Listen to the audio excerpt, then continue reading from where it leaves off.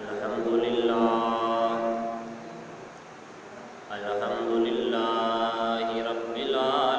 العالمین والصلاة والسلام علی اشرف الانبیاء والمرسلین وعلى الملائكة المقربين وعلى عباد الله الصالحين أما بعد فأعوذ بالله من الشيطان الرجيم بسم الله الرحمن الرحيم ولا تحسبن الذين قتلوا في سبيل الله أمواتا بل أحياء عند ربهم يرزقون فرحين بما آتاهم الله من فضله ويستبشرون بالذين لم يلحقوا بهم من خلفهم ألا خوف عليهم ولا هم يحزنون آمنت بالله صدق الله مولانا العلي العظيم رب اشرح لي صدري ويسر لي أمري واحلل عقدة من لساني يفقهوا قولي إن الله وملائكته يصلون على النبي يا أيها الذين آمنوا صلوا عليه وسلموا تسليما الصلاة والسلام عليك يا سيدي يا رسول الله وعلى آلك وأصحابك يا نعمة الله الصلاة والسلام عليك يا رحمة للعالمين وعلى آلك وأصحابك يا شفيع المذنبين اللہ جل مجدہ الکریم کی حمد و ثنا حضور شفیع المذنبین رحمت للعالمین احمد مختار شفیع روز شمار حبیب پروردگار امام الانبیاء امام الاولین والآخرین خاتم النبیین رسول محتشم نبی مکرم احمد مجتبی حضرت جناب محمد مصطفیٰ صلی اللہ تعالی علیہ وآلہ واصحابہ وبارک وسلم آپ کی بارگاہ ناز میں بے حد و حساب درود و سلام اللہ کریم کے حضور دعا ہے اللہ کریم آج کی ہماری جمعۃ المبارک کی نشست کو اپنی بارگاہ میں شرف قبولیت عطا فرمائے اللہ تبارک و تعالی آج کی مقدس نشست میں مجھے اپنے پیارے محبوب علیہ السلام کے نالین کے صدقے میں حق کہنے کی اور ہم سب کو حق پر عمل پیرا ہونے کی توفیق نصیب فرمائے عزیزان گرامی قدر جیسا کہ ماہ شوال کا آج پہلا جمعۃ المبارک ہے اور آج کی جو گفتگو کا عنوان ہے وہ ہے غزوہ احد جو کہ ماہ شوال کے ابتدائی ایام میں واقع ہوا اور 5 شوال کو غزوہ احد کے لیے کارواں روانہ ہوا تھا۔ بعض کے نزدیک 7 تاریخ کو، بعض کے نزدیک 11 کو، اور بعض کو نصف شوال میں یہ غزوہ رونما ہوا۔ تو غزوہ احد یہ ایک طویل مضمون ہے، اور اس کی کچھ جو ہے صحابہ کرام علیہم الرضوان کی شہادتیں اور اس غزوے کی کچھ تاریخی باتیں آپ احباب کی گوش گزار کی جائیں گی۔ احد مدینہ طیبہ میں ایک مشہور پہاڑ ہے جو 3 میل کے فاصلے پر واقع ہے، اور اس پہاڑ کے بارے میں حضور صلی اللہ علیہ وآلہ وسلم نے ارشاد فرمایا، جس کو امام بخاری نے اپنی صحیح کے اندر جلد نمبر 1 صفحہ نمبر 45 پر نقل کیا۔ حضور نے ارشاد فرمایا، احد جبل یحبنا ونحبہ، فرمایا احد پہاڑ وہ پہاڑ ہے جو ہم سے محبت کرتا ہے، ہم اس پہاڑ سے محبت کرتے ہیں۔ سبحان اللہ، یہ خصوصیت ہے احد پہاڑ کی کہ فرمایا یہ پہاڑ ہم سے پیار کرتا ہے اور ہم اس پہاڑ سے پیار کرتے ہیں۔ تو پتہ یہ چلا کہ کائنات کا ذرہ ذرہ مصطفیٰ سے پیار کرتا ہے۔ پتھر وہ حضور سے پیار کرے، جانور، حیوانات، جمادات، نباتات، کل کائنات حضور علیہ الصلوۃ والسلام کی محبت کی اسیر ہے، حضور سے پیار کرتی ہے۔ اور یہ بھی آتا ہے ایک روایت میں کہ اس میں حضرت موسیٰ علیہ السلام کے بھائی حضرت ہارون علیہ السلام کی بھی قبر شریف ہے۔ تو احد پہاڑ کے نزدیک مشہور واقعہ یہ غزوہ احد جو ہے ہجرت کے تیسرے سال شوال کے مہینے میں، جب کہ 11 راتیں گزر چکی تھیں اور ہفتہ کا دن تھا، اور بعد یہ بھی کہتے ہیں کہ 7 راتیں گزر چکی تھیں۔ ایک قول یہ ہے کہ نصف مہینہ گزر چکا تھا۔ امام مالک رحمۃ اللہ علیہ فرماتے ہیں کہ غزوہ بدر کے 1 سال بعد یہ غزوہ ہوا، اور انہی سے منقول ہے کہ ہجرت کے 21 ماہ بعد 2 سال اور 7 ماہ بعد یہ غزوہ ہوا۔ غزوہ بدر اور غزوہ احد کے درمیان مورخین و سیرت نگار ان کے نزدیک یہ ہے کہ اور بھی بہت سے غزوات ہوئے، مشہور تو یہی ہے کہ اسلام کا یہ بہت بڑا دوسرا معرکہ جو غزوہ احد کی صورت میں رونما ہوا، لیکن ان کے درمیان غزوہ بدر اور غزوہ احد کے درمیان بھی سیرت نگاروں نے کچھ غزوات کا اپنی اپنی کتب کے اندر ذکر فرمایا ہے۔ تو جو غزوہ احد ہے یہ اصل میں اس کا جو وقوع پذیر ہونے کا سبب بنا وہ جنگ بدر تھا، اور آپ کو پتہ ہے کہ ہم اس دفعہ رمضان شریف میں جنگ بدر کو بیان نہیں کر سکے، اور جنگ بدر 17 رمضان المبارک ہوئی تھی۔ تو جنگ بدر کے اندر کوئی بھی ایسا گھر نہ تھا کفار کا، مشرکین کا، کہ جن کا کوئی نہ کوئی فرد اس جنگ کے اندر نہ مارا گیا ہو، قتل نہ کیا گیا ہو۔ جو بڑے بڑے کفار تھے، بڑے بڑے چودھری رئیس تھے، ہر گھر کا کوئی نہ کوئی فرد اس جنگ بدر کے اندر اس کو مار گرایا۔ اور غزوہ بدر میں دشمنان رسول کے گھروں میں صف ماتم بچھ گیا، اور سوگ ہی سوگ تھا۔ تو اس وجہ سے اب وہ جو کافر تھے ان کو بدر کے اندر جو مسلمانوں کی تعداد 313 اور ادھر ہزاروں کا لشکر تھا، تو کہنے لگے یہ چھوٹی سی جماعت سے جب انہوں نے شکست کھائی، تو اب وہ جو دشمنان اسلام تھے وہ ہر وقت اس تاڑ میں رہتے تھے کہ کوئی موقع ملے کہ ہم مسلمانوں سے اپنی اس ذلت و پسپائی کا ہم ان سے بدلہ لے سکیں۔ تو اس کے لیے وہ دن رات محنتیں کر رہے تھے، کوششیں کر رہے تھے، ان کے پروپیگنڈے چل رہے تھے، میٹنگیں ہو رہی تھی، اجلاس منعقد ہو رہے تھے،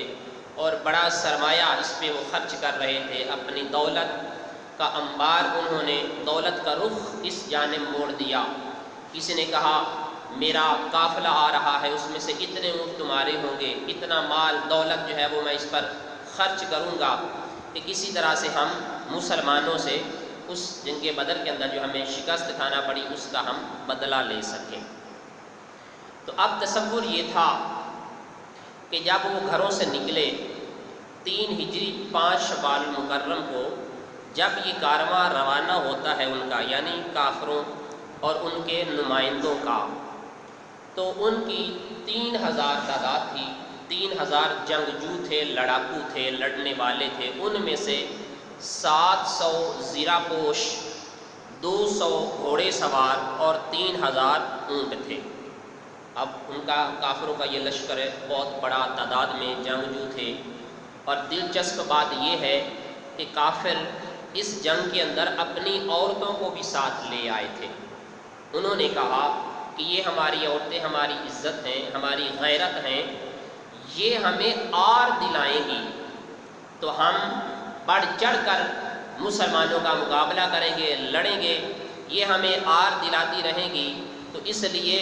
وہ اپنی خواتین کو بھی ساتھ لائے۔ لیکن جو مومن ہوتا ہے وہ دین اسلام پر کٹ مرتا ہے، جو مومن ہوتا ہے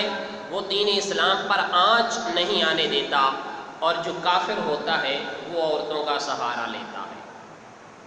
آج بھی مسلمانوں کو جو ہے ذلیل و رسوا کرنے کے لیے اور ملک پاکستان، آئین پاکستان کو دبانے کے لیے جو سب سے بڑا عالمی کفر نے سہارا لیا وہ عورت ہے۔ آج ہمیں عورت کے ذریعے سے اس ملک کو جو ہے پیچھے لایا گیا کہ اس وقت بازاروں کے اندر عورتیں عام ہیں، معاشرے کے اوپر، میڈیا کے اوپر، الیکٹرانک میڈیا، سوشل میڈیا، انہوں نے بے حیائی کو اور بے غیرتی کو، فحاشی قریانی کو پرموٹ کیا، اور لبرل سیکولر موم بٹیوں کی نجائز آنٹیوں کی اولادوں کو لا کر انہوں نے مختلف چینلز کے اوپر بٹھا کر عورت کے ذریعے سے ہمارے اوپر جو سب سے بڑا حملہ کیا ہے، وار کیا ہے، وہ عورت کے روپ میں انہوں نے ہمارے اوپر اس وقت وار کیا ہے، اور اس وجہ سے ہماری ایک ذلت، پسپائی اور شکست کا جو ذریعہ و سبب ہے وہ عورت ہے۔ تو اس لیے جو مومن ہوتا ہے وہ اسلام پہ کٹ مرتا ہے، لیکن جو کافر ہوتا ہے وہ پھر عورتوں کا سہارا لیتا ہے۔ تو اس لیے اس جنگ بدر کے اندر، جنگ احد کے اندر جو کافر تھے وہ اپنی عورتوں کو بھی ساتھ لے آئے تھے کہ اگر ہم پیچھے ہٹنے لگے تو یہ ہمیں آر دلائیں گی، یہ ہمیں پاور کرائیں گی، پراگیختہ کریں گی، تو پھر ہم اور جذبے کے ساتھ اور ولولے کے ساتھ ہم مسلمانوں کے ساتھ لڑ سکیں گے۔ اب یہ کافروں کا انداز تھا، 3000 جنگجو لڑاکو، 700 زیرہ پوش، 200 گھوڑے سوار، 3000 اونٹ تھے، اور ادھر صحابہ کا، مسلمانوں کا چلنے کا انداز سبحان اللہ۔ ان کے کارواں کی جو تعداد تھی وہ 1000 افراد پر مشتمل تھی، 1000 افراد تھے ان کے مسلمانوں کے، اور جب یہ لشکر بڑھنے لگا مسلمانوں کا، صحابہ کرام کا، تو اس 1000 میں سے پھر رئیس المنافقین عبداللہ بن ابی، اس نے یہ کہہ کر اپنے 300 افراد کو واپس کر لیا۔ اس نے کہا اے محمد تم نے ہماری بات کو نہیں مانا، اب میں اپنے افراد کو لے کر واپس جا رہا ہوں۔ اور اللہ کو بھی یہی منظور تھا کہ جو منافق ہیں ان کو اس سے علیحدہ کر دیا جائے، تاکہ پتہ چل جائے کہ مصطفیٰ کا غلام کون ہے اور مصطفیٰ سے بغض رکھنے والا، منافقت رکھنے والا کون ہے۔ اور یہی قرآن کہہ رہا ہے اذا قیل لهم تعالوا الى ما انزل الله والى الرسول رأيت المنافقین یصدون عنک صدودا، فرمایا کہ جب بھی ان کو اللہ کی طرف بلایا جائے تو یہ کشاں کشاں چلے آئیں گے، یہ بھاگے بھاگے آئیں گے، اللہ کی دعوت دی جائے، توحید کی دعوت دی جائے تو دوڑے دوڑے آئیں گے، لیکن فرمایا جب ان کو رسول کی طرف بلایا جائے تو فرمایا محبوب پھر تم منافقوں کو دیکھو گے وہ پیچھے پیچھے رہیں گے۔ تو اس لیے عبداللہ بن ابی رئیس المنافقین نے یہ کہہ کر کہ اے محمد تم نے ہماری بات کو نہیں مانا، میں اپنے افراد کو لے کر واپس جا رہا ہوں، تو 300 افراد یہ لے کر واپس چلا گیا، اور اس طرح سے مسلمانوں کے لشکر کی جو تعداد باقی رہ گئی وہ 700 رہ گئی۔ اس لشکر کے اندر پھر کچھ بچے بھی تھے، چھوٹے بچے بھی تھے، اور حضور علیہ السلام نے فرمایا کہ چونکہ جو بچے ہوتے ہیں ان کے اوپر جہاد ضروری نہیں ہے، اس لیے بچے واپس چلے جائیں، بچے اس جنگ کے اندر نہ جائیں۔ لیکن بچوں نے کہا، جب حضور نے فرمایا بچوں تم واپس چلے جاؤ، تو بچوں نے کہا حضور ہم واپس جانے کے لیے نہیں آئے، ہم تو کٹ مرنے کے لیے آئے ہیں، حضور ہم نے اب واپس نہیں جانا، حضور ہماری ماں نے ہمیں ایک ہی بات سکھا کے بھیجی ہے کہ یا تو ماں کی گود ہے یا پھر مصطفیٰ کے قدم ہیں، ہم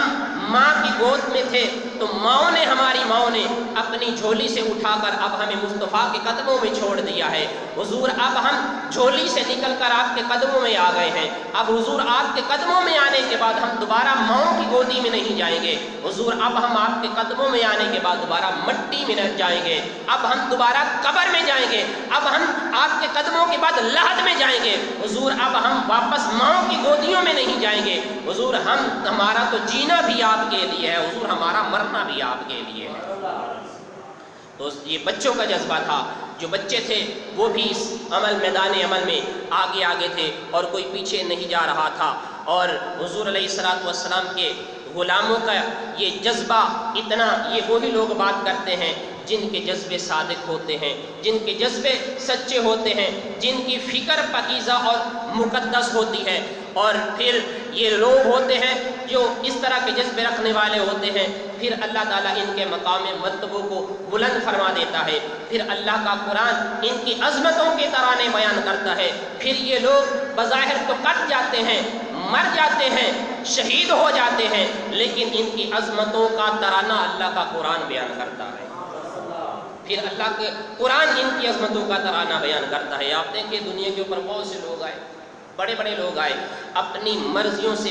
ججوں سے فیصلے لکھوانے والے بھی آئے، لیکن آج ان کا نام و نشان تک نہیں ہے۔ اللہ کی عزت کی قسم کھا کے کہتا ہوں، نواز شریف، زرداری، عمران خان یہ کتنے سال رہیں گے؟ 100 سال، 50 سال کے بعد آنے والی نسلوں کو ان کا نام تک کا پتہ نہیں ہوگا، نسلوں کو پتہ نہیں ہوگا یہ نواز شریف کون تھا، آنے والی قوم کو نہیں پتہ ہوگا کہ زرداری کون تھا، عمران کون تھا، لیکن اللہ کی عزت کی قسم کھا کے کہتا ہوں کہ جوتے کو ٹانکا لگانے والے سے لے کر ریڑھی لگانے والے تک اور ہر مزدور کرنے والے مزدور کو یہ پتہ ہوگا، آنے والی نسلوں کو پتہ ہوگا کہ غازی ممتاز حسین قادری کون تھا، تو زمانہ یہ کہے گا کہ یہ وہ حضور کا دیوانہ تھا جس نے اپنا سب کچھ حضور کے نام پر قربان کر دیا تھا۔ آج بچے کو غازی ممتاز حسین قادری کا نام کا پتہ ہے، بچہ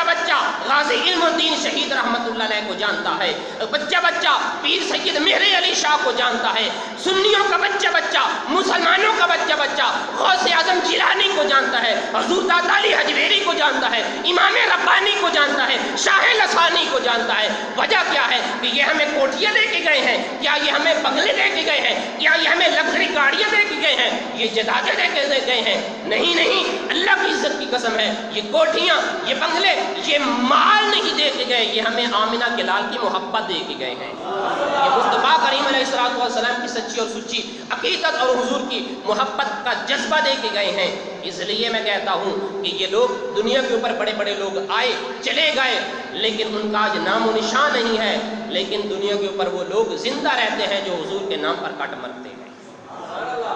آئیے ہم دیکھتے ہیں اللہ کا قرآن ان کی عظمتوں کا ترانہ کیسے بیان کرتا ہے۔ فرمایا وَلَا تَحْسَبَنَّ الَّذِينَ قُتِلُوا فِي سَبِيلِ اللَّهِ أَمْوَاتًا بَلْ أَحْيَاءٌ عِندَ رَبِّهِمْ يُرْزَقُونَ فَرِحِينَ بِمَا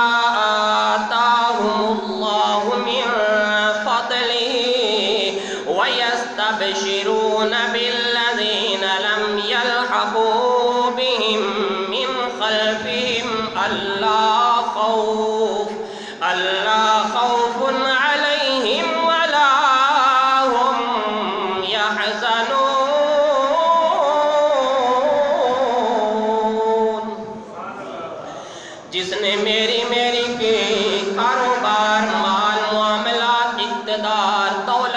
و طاقت کا تحفظ کرتا رہا،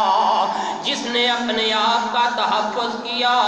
بڑے عالی شان بنگلے بنائے، بڑی جنابے والی کوٹھیاں، مضبوط قلعے بنا کر اپنے آپ کو محفوظ سمجھنے لگا،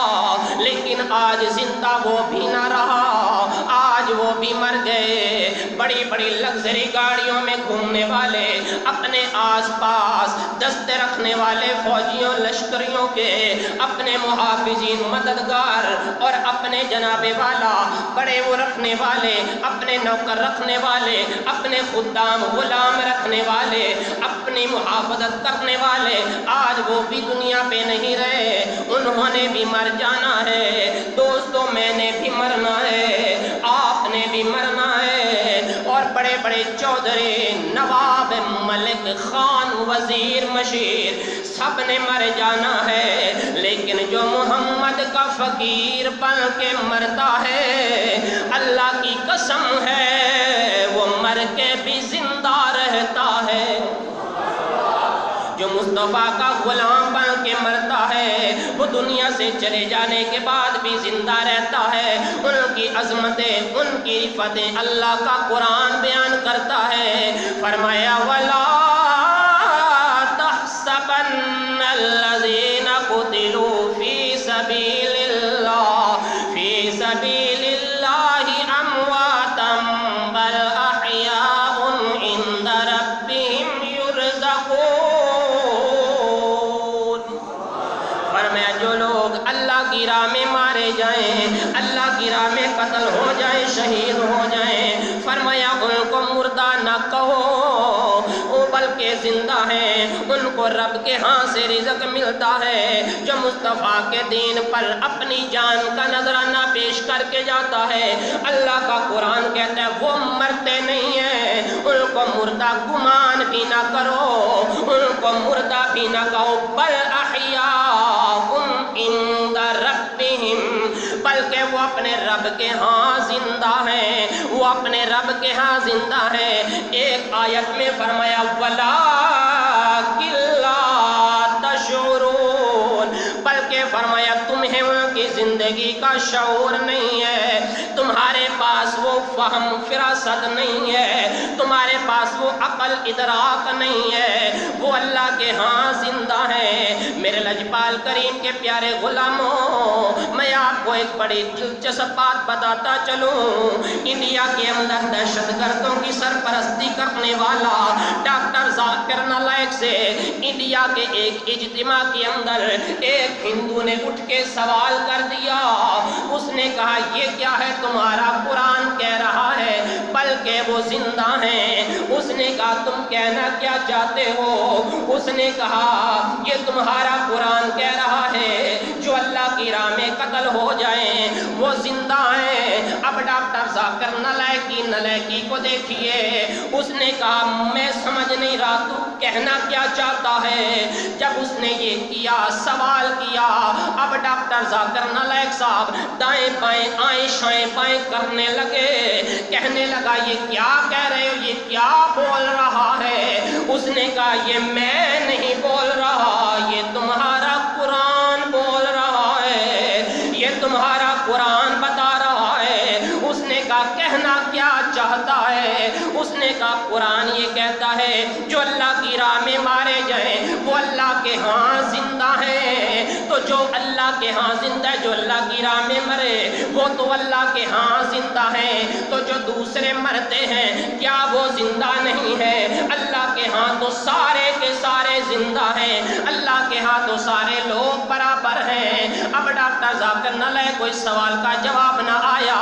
اور سوالوں کے جوابات تیار کر کے بتانا اور بات ہے، اپنے بندے تیار کر کے ان سے سوال اور جواب دینے اور بات ہے۔ جب اس کو جواب نہ آیا تو میں اتنا پوچھنا چاہتا ہوں، جب اللہ کا قرآن کہہ رہا ہے جو دین اسلام کے نام پہ مر مٹتا ہے، جو اللہ کی راہ میں شہید ہو جاتا ہے، اللہ کی راہ میں مارا جاتا ہے، قرآن کہتا ہے وہ زندہ ہے، وہ مر کر کے بھی زندہ ہے، تمہیں ان کی زندگی کا شعور نہیں ہے۔ تو جو معاذ اللہ یہ کہتے ہیں کہ نعوذ باللہ نبی مر کر مٹی میں مل گئے، وہ کس منہ سے مصطفیٰ کا کلمہ پڑھتے ہیں، وہ کس منہ سے اپنے آپ کو مسلمان کہتے ہیں؟ اور جس مصطفیٰ کا کلمہ پڑھنے والا زندہ ہے، جس مصطفیٰ کے دین پر جان کا نذرانہ دینے والا زندہ ہے، پھر ماننا پڑے گا اس دین کا پانی بھی زندہ و جاوید ہے۔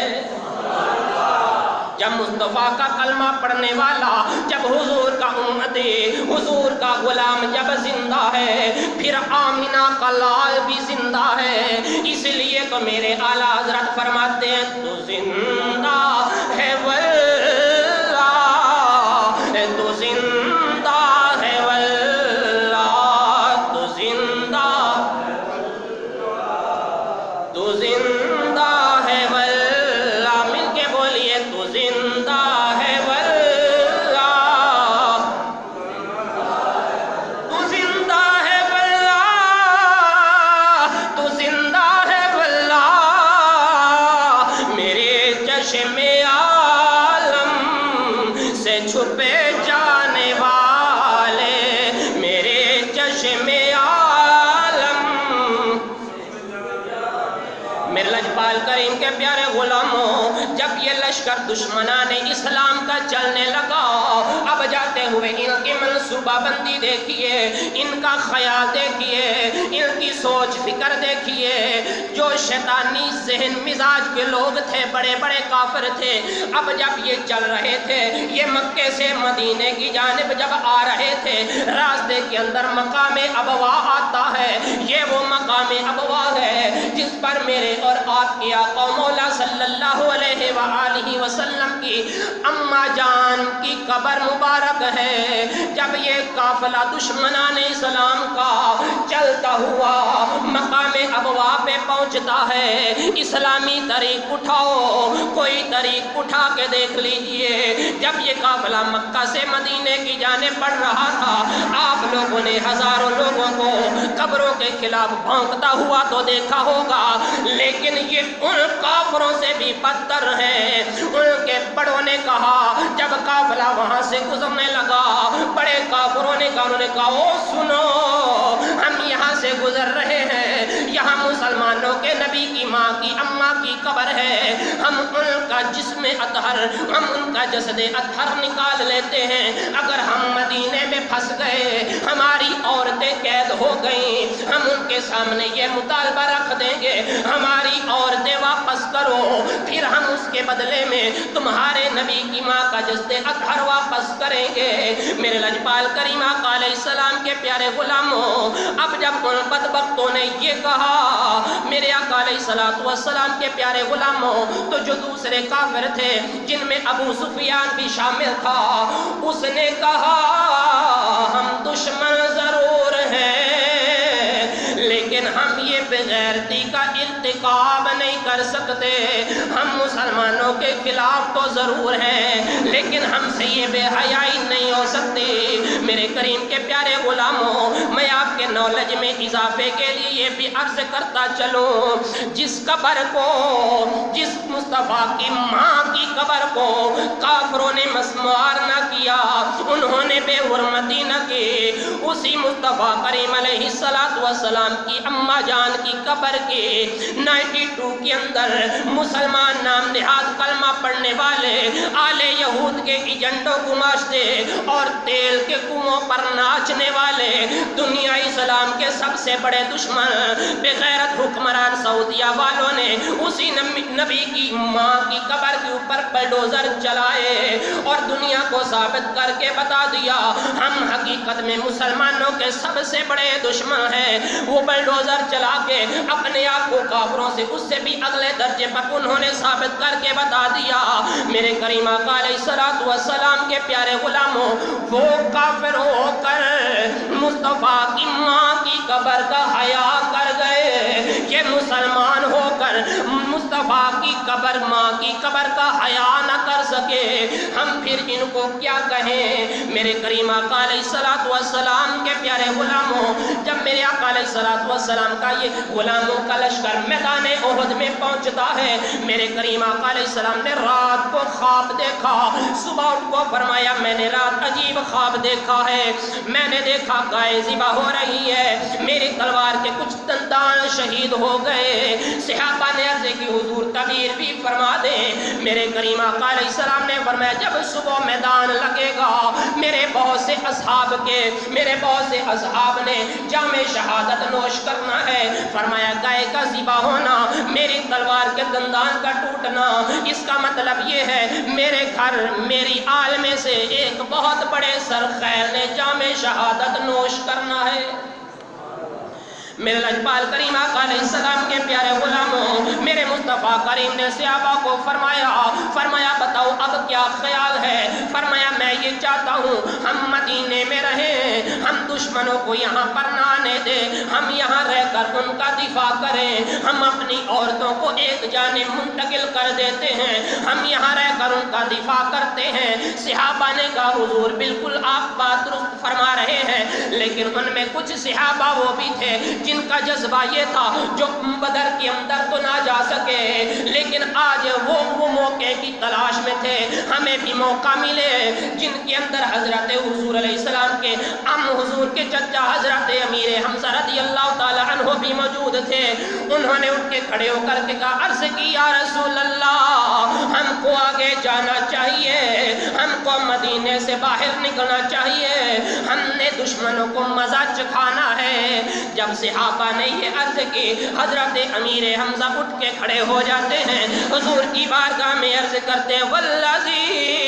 انزل علیک الکتاب لا اطعم اليوم طعاما حتی اجالدہم بسیفی خارجا من المدینہ۔ حضرت امیر حمزہ رضی اللہ تعالیٰ عنہ عرض کرتے ہیں یا رسول اللہ اس ذات کی قسم ہے جس نے آپ کے اوپر کتاب کو نازل کیا ہے، میں اتنی دیر تک کھانا نہیں کھاؤں گا جتنی دیر تک میں آگے جا کر دشمنوں کے ساتھ نہ لڑ لوں، ان کو قتل نہ کر دوں۔ میرے لجپال کریم آقا علیہ السلام نے کے پیارے غلاموں، میرے مصطفیٰ کریم نے جب اپنے غلاموں کا یہ جذبہ دیکھا، مصطفیٰ کریم نے ہتھیار سے اپنے آپ کو مزین فرمایا، میرے آقا علیہ السلام چلے، پھر میرے آقا علیہ السلام نے فرمایا اپنے صحابہ کی جانب دیکھا، حضور نے غلاموں کو دیکھ کر فرمایا من یأخذ ھذا السیف بحقہ، فرمایا میرے غلاموں تم میں سے کون ہے جو میری تلوار کو لے کر اس کا حق ادا کرے گا؟ کون ہے تم میں سے جو تلوار کا حق ادا کرے؟ اب صحابہ مچل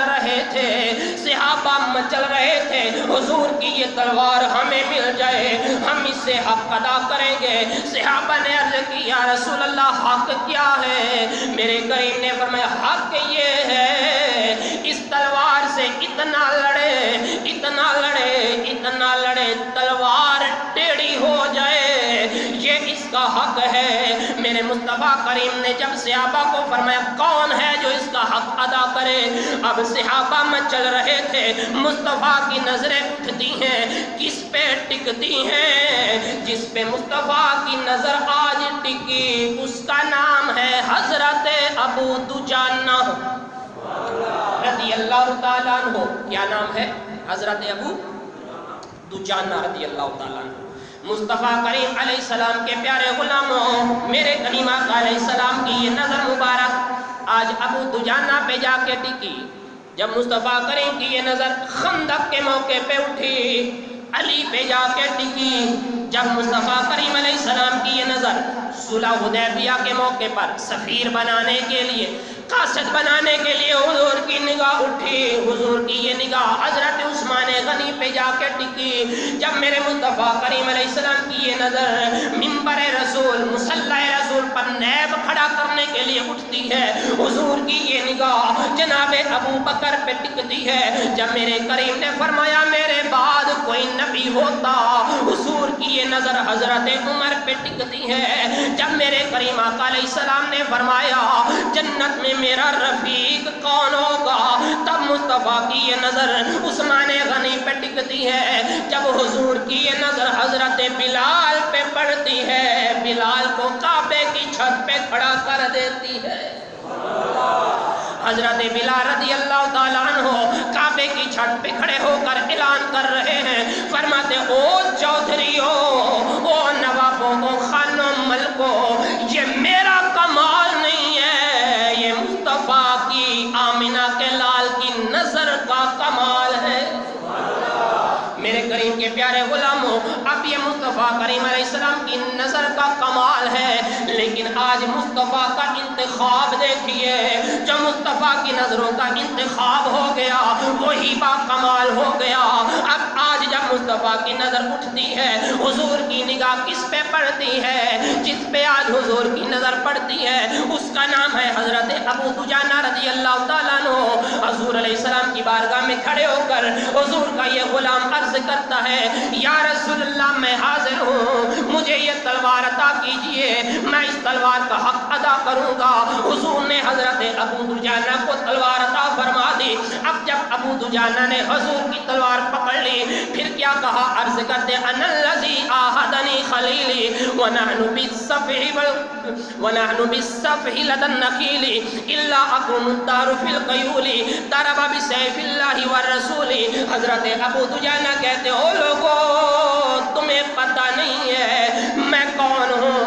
میں وہ ہوں جس سے میرے خلیل نے مجھ سے معاہدہ کیا ہے۔ جب میں کھجوروں کے پاس داموں میں بک رہا تھا، جب میں کھجوروں کے پاس داموں میں فروخت ہو رہا تھا، تب سے میں نے اپنے آقا اپنے خلیل سے معاہدہ کیا، وعدہ کیا ہے، حضور جب تک یہ تلوار میرے پاس رہے گی میں لڑتا رہوں گا، میں مارتا رہوں گا، میں دشمنوں کو قتل کرتا رہوں گا، ان کو سبق سکھا دوں گا۔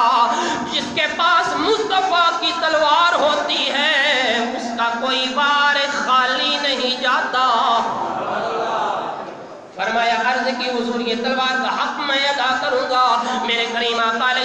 السلام کے پیارے غلاموں، حضور نے یہ تلوار حضرت ابو دجانہ کو عطا فرما دی۔ ابو دجانہ لڑتے رہے، کافروں کو فنار کرتے رہے، بالآخر حضرت ابو دجانہ رضی اللہ تعالیٰ عنہ کی بھی شہادت ہو جاتی ہے۔ اب اس میدان عمل کے اندر، جنگ احد کے اندر تمام صحابہ نے ایک سے بڑھ کر اپنی جان کا نذرانہ پیش کیا، ایک دوسرے سے بڑھ کر اور ایک دوسرے سے آگے بڑھ کر جذبے کا اظہار کرتے ہوئے میدان عمل میں اتر رہے تھے۔ ان صحابہ میں حضور کا ایک غلام وہ بھی تھا، حضور کا ایک غلام وہ بھی تھا جس کی ابھی نئی شادی ہوئی تھی، پہلی رات تھی، نئی نویلی دلہن گھر میں تھی،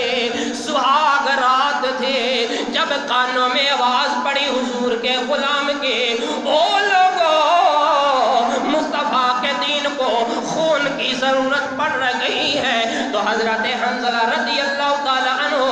فوراً گھر سے نکلتے ہیں، 4 پیسے چھلانگ لگا کر نیچے اترتے ہیں۔ ماں پوچھتی ہے بیٹا کیا ہو گیا؟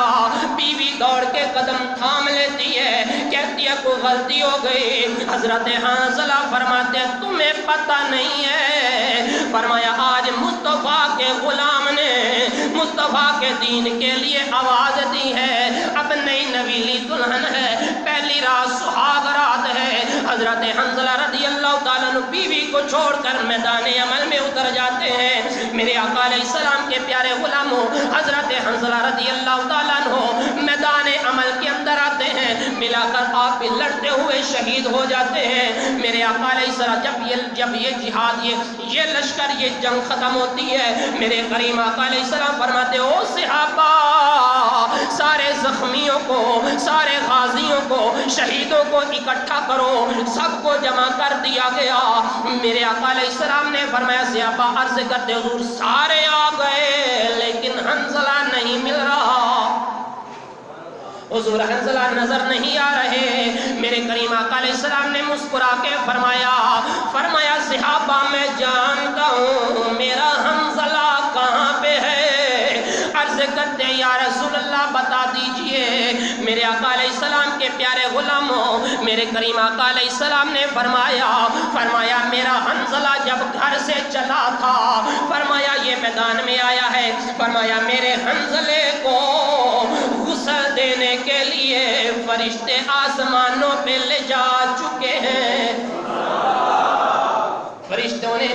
حضرت حنظلہ کو غسل دینے کے لیے فرمایا آسمانوں پہ لے گئے ہیں۔ اور مصطفیٰ کے دین پر بھونکنے والوں، مصطفیٰ کا کھا کر، دین کا کھا کر دین کے خلاف زبان درازیاں کرنے والوں، جو کہتے ہیں نبی کو دیوار کے پیچھے کا علم نہیں ہے، بخاری شریف کی اندر یہ روایت موجود ہے، میرے کریم آقا علیہ السلام نے فرمایا اس کو حنظلہ کو فرشتے غسل دینے کے لیے آسمانوں پہ لے گئے ہیں۔ اب یہ تو سامنے کی بات ہے، لیکن آئیے اس سے آگے میرے آقا علیہ السلام نے کیا فرمایا؟ اب جو ڈالر مال ریال پہ پلنے والا ہے، اس کو مصطفیٰ کی عظمت کیسے سمجھ میں آئے گی؟ جس پہ مال کا اثر ہے، جس پہ ڈالر پاؤنڈ ریال کا اثر ہے، لیکن میں کہتا ہوں یا اللہ تیرا شکر ہے ہم پہ مال کا اثر نہیں ہے، ہم پہ ریال کا اثر نہیں ہے، ہم پہ مصطفیٰ کی آل کا اثر ہے، آمینہ کے لال کا اثر ہے۔ میرے کریم آقا علیہ السلام کے پیارے غلاموں، اب تو یہ سامنے کی بات تھی جو مصطفیٰ کریم علیہ السلام نے بتائی۔ پھر میرے آقا علیہ السلام نے فرمایا صحابہ سن لو، جب میرا حنظلہ گھر سے چلا تھا، اس کے اوپر غسل جنابت فرض ہو گیا تھا، واجب تھا، یہ ابھی نئی عشق کی شادی ہوئی، پہلی رات اس کے اوپر غسل فرض تھا، لیکن فرمایا یہ اتنی جلدی میں آیا، اس نے غسل کا بھی انتظار نہیں کیا، فرمایا اس کو غسل دینے کے لیے فرشتے لے جا چکے ہیں۔ تو جس سے یہ پتہ چلتا ہے میرا مصطفیٰ اپنے غلاموں کی جلوتوں سے بھی واقف ہے، محمد غلاموں کی خلوتوں سے بھی واقف ہے۔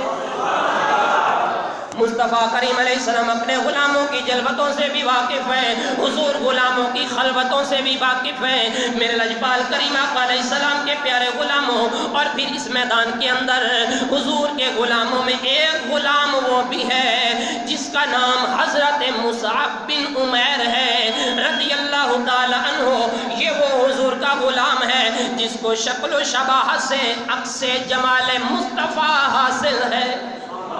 جب لوگ دیکھتے ہیں، لوگ کہتے ہیں عکس جمال مصطفیٰ آ جا رہا ہے، یہ بڑا سرمایہ دار گھرانے سے تعلق رکھنے والے تھے، بڑے مالدار تھے، لیکن اپنا گھر چھوڑا،